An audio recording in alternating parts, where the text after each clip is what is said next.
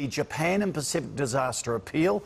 It'll provide emergency relief equipment, specialist aid workers and long-term recovery help. So far, more than 700 Red Cross relief workers have gone into Japan's worst affected areas. The number to donate is 1800 811 700, or you can log on to redcross.org.au. The Red Cross says administration costs for the appeal won't be more than 10%. Now, thousands of people have fled Japan after radiation levels skyrocketed. Aussies stranded in the badly hit Sendai region boarded a consular bus, many leaving with just the clothes they had on. Sunrise correspondent Michelle Tapper was there as fears grew. Now she too has left the country.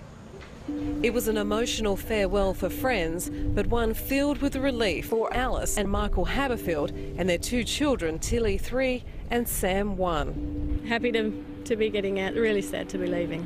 The young family has only been in the country for 2 months. They planned on staying a year to teach English, but after Friday's earthquake, they've been desperate to return home. If we were just here on our own, we probably would stay and hold out in the hotel, and they've got food and water, but with the kids it's just not an option. For the past 3 nights they've bunkered down in this tiny hotel room since Friday's earthquake left them without power, water or heating in their apartment in Jonan, 40 minutes east of Sendai. I thought the buildings were going to come down. I thought that was it. Fortunately, the young family were all together shopping in downtown Sendai when the quake hit. We were all screaming, everyone was screaming, and everyone was sort of trying to stand up because it was actually shaking people to their feet. So, yeah, you could tell when they scream, you know, it's pretty bad because they're pretty tough people, the Japanese. So. Keen to return to their apartment and collect passports and clothes, they became stranded in their village, which was devastated by the earthquake and tsunami. I went for a bit of a run to try and find a phone to call home, but they're all out. But some of the things I come across when I went for that run were pretty horrible. Saw some bodies and stuff, so yeah, that was pretty horrible. I met Michael and Alice on Monday night while trying to find a hotel room for myself and the crew. Everywhere in Sendai was closed, with people lining up for hours just to buy food, with queues stretching for more than a kilometre. だいたい5時間ぐらいですかね。5 hours waiting. 何をお買い求めになるんですか？とりあえずは当面の食料とかです。They want to buy food.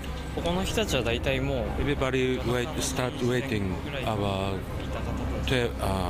midnight. So waiting 9-10 hours just to get into the store to buy whatever food they've got. 10 hours. そうですね。カップ麺だとか。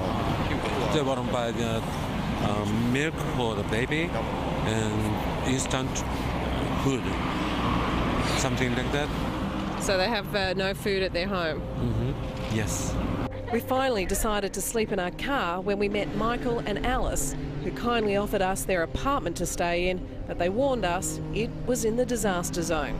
We drove through the night and into one of the worst hit areas east of Sendai, where cars were flipped on roofs and washed to the side of the road. It was scary and eerie, but we were desperate to have a roof over our heads. There were 10 tremors last night. It was really unnerving, so we didn't get much sleep, probably only about 4 hours, and we left the apartment before the sun came up. And today the nuclear threat has gotten so much worse that on the advice of the embassy, we're evacuating like hundreds of other Australians. Right now, we're hitting the highway, heading towards Tokyo. We're going to catch the first plane out tonight, and this is really unbelievable. The road has been practically empty, and normally this would just be packed with cars. So this shows that locals are really taking this radiation threat seriously and heeding the advice of authorities to stay indoors.